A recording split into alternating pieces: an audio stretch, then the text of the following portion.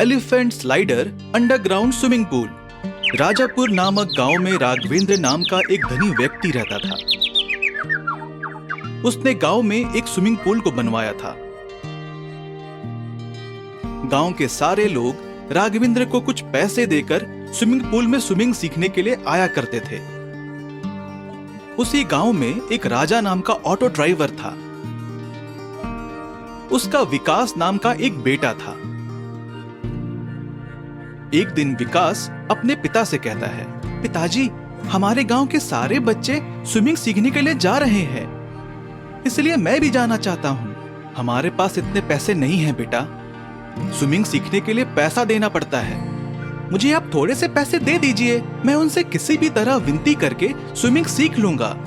जब विकास का पिता राजा कुछ पैसे देकर विकास को स्विमिंग सीखने के लिए भेजता है,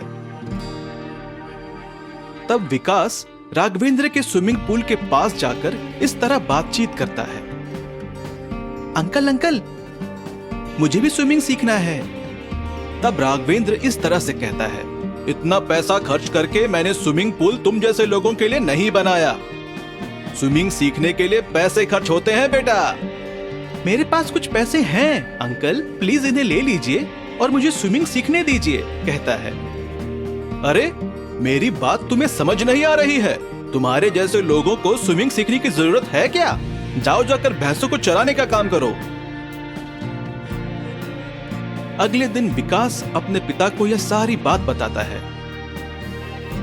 तब गरीब आदमी राजा कुछ देर सोचकर एक अंडरग्राउंड स्विमिंग पूल बनाना चाहता है, लेकिन यह करने के लिए उसके पास पैसे ना होने के कारण उसका जीवन का आधार ऑटो को बेचकर अंडरग्राउंड में स्विमिंग पूल बनाना चाहता है।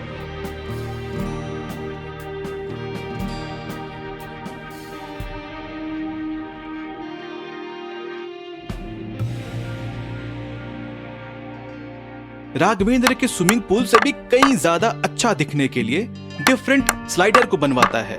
इसके लिए राजा एक एलिफेंट स्लाइडर को भी बनवाता है और हाथी के सूंड से पानी निकलने का इंतजाम भी करता है। इससे छोटे बच्चों को भी बहुत अट्रैक्ट करना चाहता है। यह सब कुछ बनवा कर एक बार चेक कर लेता है और अपने दिल में इस तरह सोचने लगता है, ये स्विमिंग पूल बनाने के लिए मेरे जीवन का आधार ऑटो को भी बेच दिया, इसलिए अभी से स्विमिंग पूल ही मेरा जीवन का आधार है।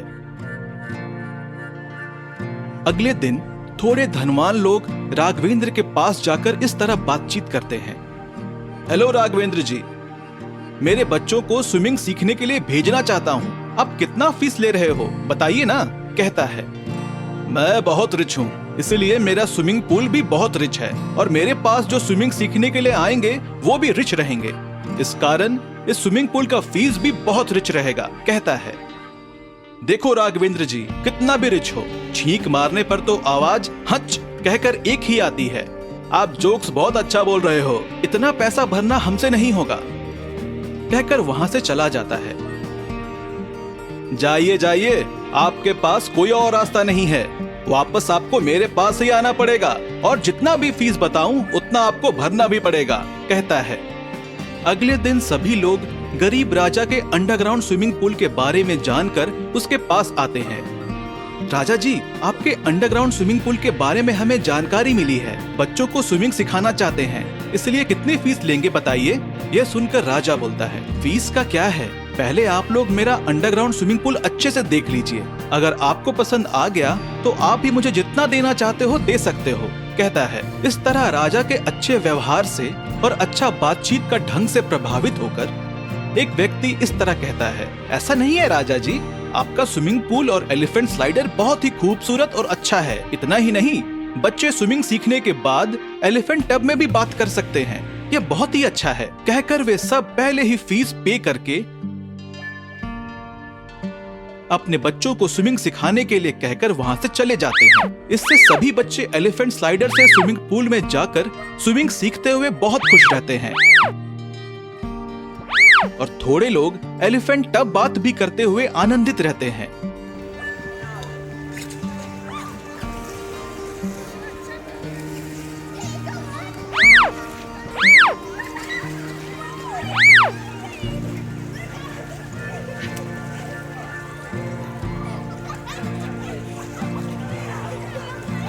अगले दिन धनी राघवेंद्र दुखी होकर इस तरह कहता है, अरे पहले ही मैं बहुत रिच हूँ, इस पूरे गांव में कोई रिच पीपल है ही नहीं, तो फिर क्यों सारे लोग गरीब राजा के स्विमिंग पूल पर जा रहे हैं। तब राघवेंद्र का असिस्टेंट इस तरह बात करता है, सर ये गांव के सारे लोग रिच ही हैं, आपकी बातें किसी को पसंद नहीं आई, इसीलिए सभी लोग उस राजा के स्विमिंग पूल के पास चले गए। और हाँ, मैं भी यहाँ से शिफ्ट हो रहा हूँ क्योंकि मुझे भी मेरे परिवार का पालन पोषण करना है और आपके पास तो कुछ बिजनेस ही नहीं है, मैं क्या कर सकता हूँ। कहकर वहाँ से चला जाता है। इस तरह उस गांव के लोग ही नहीं, आसपास के गांव के लोग भी राजा के अंडरग्राउंड स्विमिंग पूल पर एलिफेंट स्लाइडर और एलिफेंट टब बाथ देखने के लिए आया करते थे। इस तरह राजा अंडरग्राउंड स्विमिंग पूल बनाकर केवल अपने बेटे की इच्छा ही पूरा नहीं करता है, बल्कि वह उसे अपने जीवन का आधार भी बना लेता है। ऐसे ही कुछ दिनों में वह धनवान हो जाता है।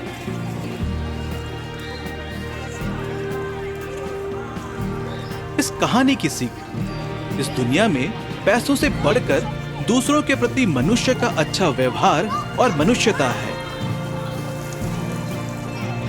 जादुई बर्तन। एक गांव में लल्लन और बिंदु नाम के पति पत्नी रहते थे। लल्लन मिट्टी के बर्तन बनाता और बिंदु उन पर रंग लगाती। बिंदु और लल्लन बर्तनों को बेचकर अपना गुजर बसर किया करते थे। वो एक छोटी सी झोंपड़ी में रहते थे। बारिश का मौसम आया तो लल्लन को बर्तन बनाना मुश्किल हो गया। एक दिन बिंदु लल्लन से कहती है, सुनिए, घर में अनाज खत्म होने को आया है। बारिश की वजह से बर्तन भी सही तरीके से नहीं बन पा रहे। पिछले 4 दिनों से हमने एक भी बर्तन नहीं बेचा है। हाँ, परेशान मत हो, देवी माँ पर विश्वास रखो, वो जरूर कोई ना कोई रास्ता बताएंगी। लल्लन और बिंदु दोनों देवी माँ को प्रणाम करके सो जाते हैं। बहुत जोरों की बारिश हो रही थी। अचानक आधी रात को दरवाजे पर आहट होती है। लल्लन उठकर दरवाजा खोलता है। दरवाजे पर एक बूढ़ा आदमी खड़ा था।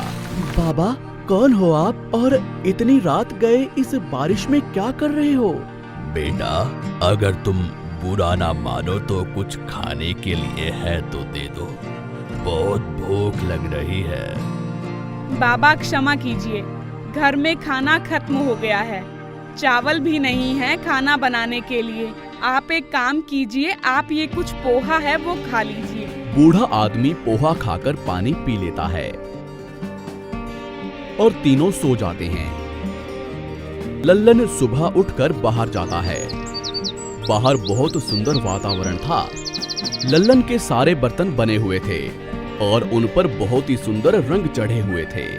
ये देख लल्लन आश्चर्यचकित होता है और भागा भागा अंदर जाता है बिंदु को बताने के लिए। अंदर वो बूढ़ा आदमी एक स्वामी जी के रूप में बदल जाता है। बेटा, घबराओ मत, तुम लोग बहुत अच्छे इंसान हो। रात को मैंने तुम लोगों की परीक्षा ली, जिसमें तुम लोग खरे उतरे हो। ये लो, ये जादुई बर्तन है, इसमें तुम जो चाहो वो मांग सकते हो। ये कहकर वो स्वामी जी गायब हो जाते हैं। बिंदु और लल्लन उस जादुई बर्तन से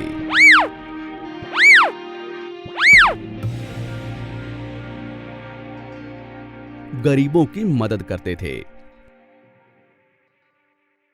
पर लल्लन और बिंदु अपने हाथों से बने बर्तन बेचकर ही अपना गुजर बसर किया करते थे।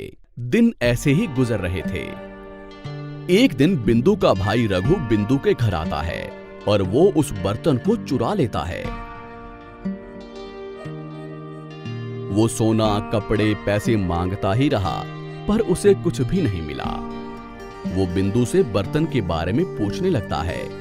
बिंदु सारी बात बता देती है। रघु बर्तन को वहीं छोड़कर अपने घर वापस चला जाता है। घर जाकर वो अपनी पत्नी को सारी बात बताता है और उससे कहता है, देखो, तरह तरह के स्वादिष्ट भोजन बनाना। अगर हमारे घर कोई आए तो उन्हें हम अच्छा खाना खिलाकर जादुई बर्तन ले लेते हैं। उस रात रघु के घर पर दस्तक होती है। रघु जाकर दरवाजा खोलता है। दरवाजे पर 2 आदमी खड़े थे। आइए आइए, खाना खाइए।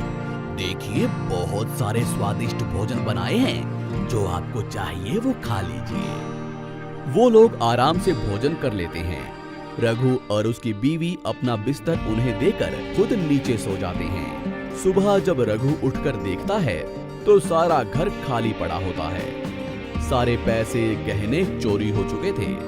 हे भगवान, मैंने ये क्या कर दिया? चोरों के हाथों में ही चाबी दे दी। हे भगवान, मुझे माफ कर दो। तो दोस्तों, ये कहानी हमें सिखाती है कि लालच बुरी बला है।